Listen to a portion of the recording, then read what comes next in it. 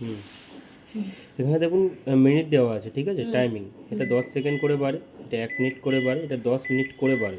আচ্ছা। কোনো কিছু গরম করতে গেলে রেসিপিটা ভেতরে দেবেন, জাস্ট মিনিট টাইমিং দিয়ে স্টার্ট, স্টার্ট। হ্যাঁ। ঠিক আছে, তাহলে জিনিসটা আপনার গরম হয়ে যাবে। এবার ধরুন আপনি বুঝতে পারছেন না যে কতটা গরম হয়েছে, স্টপ বাটনটা প্রেস করবেন, দরজাটা খুলে নেবেন, খুলে দেখে নেবেন কতটা গরম হয়েছে। যদি হয়ে গিয়ে থাকে তার আরেকবার প্রেস করলে এটা ক্যান্সেল হয়ে যাবে, আচ্ছা। প্রোগ্রামটা ক্যান্সেল হয়ে যাবে। আর যদি আরও লাগে আপনার গরম তাহলে আরেকবার এটা রাখতে দিই, স্টার্ট বাটনটা টিপে ওখান দিয়ে স্টার্ট হবে, ঠিক আছে।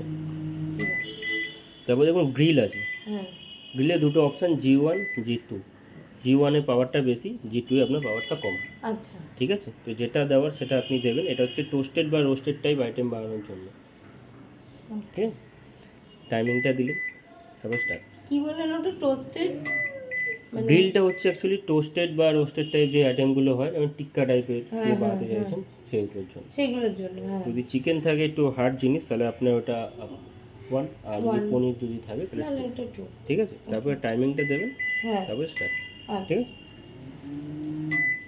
তারপর দেখুন কনভেকশন আছে, এটা কেক বা কুকিজ বানাতে গেলে কাজে লাগে। আচ্ছা। তো এটা কনভেকশনটা প্রেস করে করে আপনি টেম্পারেচার সেট করতে পারবেন। আচ্ছা। এটা মেশিনটাকে প্রথমে প্রিহিট করতে হয় কেক বানাতে গেলে, ঠিক আছে। স্টার্ট করে দিলেন, মেশিনটা ফার্স্টে প্রিহিট হলো, তারপর রেসিপিটা আপনি ভেতরে ঢুকিয়ে দিলেন।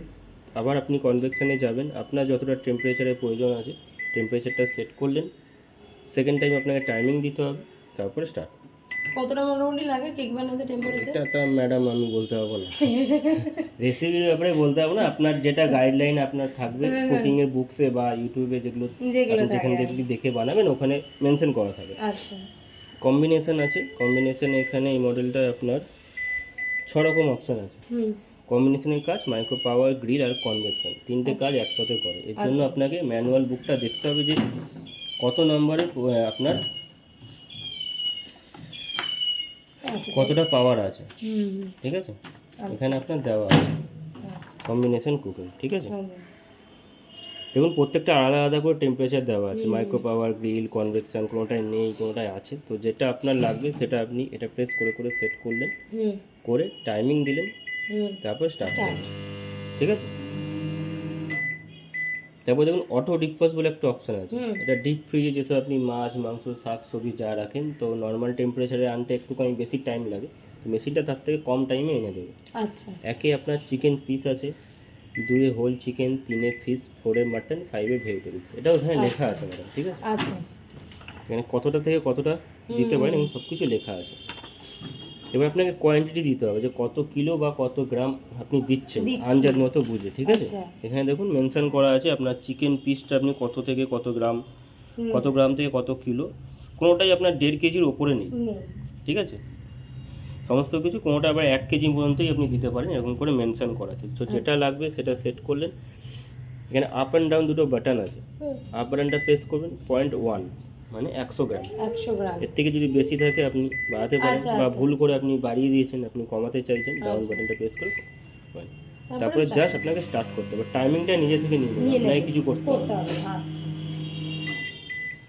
টাইমার ক্লক এটা প্রেস করবেন, আপনার যে সমস্ত রেসিপিস থাকে যে ম্যারিনেশন করার জন্য, যে 40 মিনিট, 30 মিনিট বা 1 ঘন্টা এরকম ম্যারিনেট করার জন্য, তো এটা যদি এখানে রাখেন খাবারটা আরও এক্সট্রা জুসি বা আপনার টেস্টি হবে, ঠিক আছে। আচ্ছা।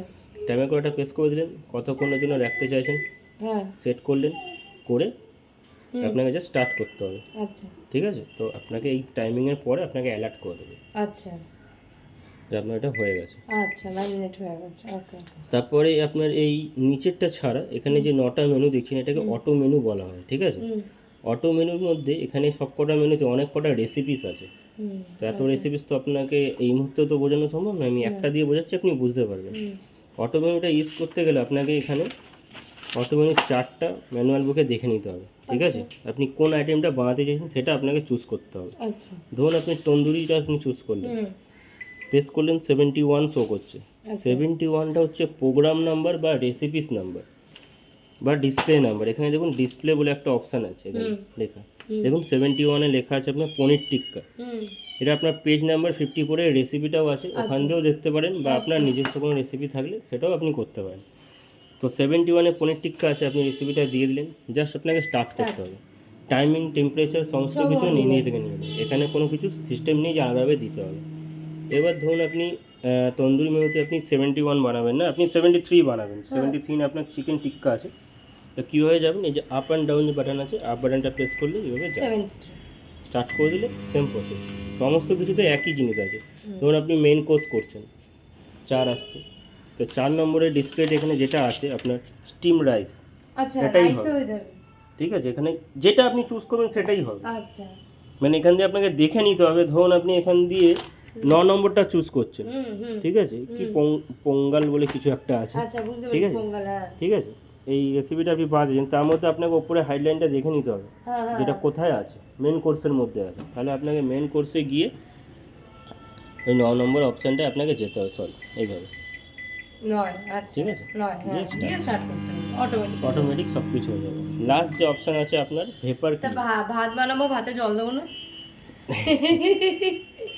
দুটো Steam জিনিস rice আপনি কি আপনাকে, করে বানাবো, রেসিপি ওখানে আছে হ্যাঁ, নিশ্চয়ই। আমি আপনাকে 3টে জিনিস বারণ করে যাচ্ছি, এখানে যাই লেখা থাকুক না কেন, হ্যাঁ। আপনি এর মধ্যে চা, কফি এসব বানাবেন না, আর ডিম সেদ্ধ করবেন না। ডিম সেদ্ধ করবো, যেগুলো মানে আপনার ফাটার চান্সেস থাকে, বা চা কফি বানালে কি উতলে পড়ে যায়, বা দুধ গরম করলে উতলে পড়ে যায়, ওই সব জিনিস এর মধ্যে দেবেন না না। আমি আমার বাড়িতে যেটা আছে, ওটাতে কিন্তু হালকা ধরুন চা করে রেখে দিয়েছি, গরম হয়ে গেছে তো, আমার কাপগুলো মাইক্রোওভেনে যায়, আচ্ছা। ওই গ্লাসগুলো, আচ্ছা, ওগুলো দিয়ে দিই, ওই 10 সেকেন্ড মতন দিই, চাটা গরম হয়ে যায়। দেখুন ওইটুকু। একটা টাইমিং পর্যন্ত ওটা যায়, তারপরে আবার যদি হয়ে যায়, বাট না আমি না অতটা বেশি দিই না, ওই মেশিনটা, 5 সেকেন্ড 10 সেকেন্ড দিয়ে দিই, একদম তাড়াতাড়ি গরম হয়ে যায়, ওই মেশিন, ঢেলে আমার গরম করার ব্যাপারটা থাকে না। হ্যাঁ, এবার দেখুন আমি ডেমো দিতে এসেছি, আপনি যে ধরুন জানে না বেসিকটা, সে ধরুন ইউজ করলো, সে 30 সেকেন্ড বা 40 সেকেন্ড বা 1 মিনিটই দিয়ে দিল, না তাহলে তো তো পড়ে সেইভাবে যাবে। তো গাইডটা আমার করা উচিত না, হ্যাঁ, যেটা উচিত না সেটা আপনাকে বলে দেবো। হ্যাঁ হ্যাঁ ডিমটা দিই না, ডিমটা ফেটেই যায় সত্যি কথা। তারপরে আপনার দেখুন ভেপার ক্লিন অপশান আছে, আচ্ছা এটা প্রতি 3 সপ্তাহ বা 1 মাস পর পর আপনি এটা করবেন। ভেপার ক্লিনটা অন করলেন, একটা কাচের বাউল নেবেন, যেটা মাইক্রোওভেন প্রুফ অবশ্যই হওয়া চাই, ওর মধ্যে একটু জল দিয়ে আর পাতি লেবুর রস দিয়ে দেবেন, দিয়ে বন্ধ করে ভেপার ক্লিন যে অপশানটা আছে স্টার্ট করে দেবেন। 20 মিনিটের জন্য মেশিনটা ননস্টপ চলবে। হয়ে গেলে একটুখানি দরজাটা খুলে রেখে দেবেন 2-3 মিনিট মতো, ভেতরে যে ভেপারটা থাকবে খুব সাবধানে শুকনো সুতির কাপড় দিয়ে পুছে নেবেন, বাকি অন্য কিছু ইউজ হবে না। আর যখনই মেশিনটা আপনি ইউজ করবেন, মেশিনটা এরকম খোলামেলা থাকতে হবে, ঠিক আছে, সাইডে বা উপরে কিছু হবে কাপড় হবে না, কিছু হবে না। কভার করতে চান তাহলে আপনি মেশিনটা বন্ধ হয়ে যাওয়ার পরে, ঠান্ডা হয়ে তার হয়ে গেলে 5-10 মিনিট পরে তারপর আপনি কভার করে রাখতে পারেন। আর এই মেশিনের ওয়ারেন্টি আছে আপনার 1 বছর, আপনি চাইলে এখন আরও 4 বছর পর্যন্ত এক্সটেন্ড করে রাখতে পারেন ডাইরেক্ট প্যানাসোনিক কোম্পানি। যদি আজকে আপনি এক্সটেন্ড করেন তো অনেক টাকা ডিসকাউন্ট থাকে। এইসব করবো, স্যারের সাথে ফোন করবো এইসব।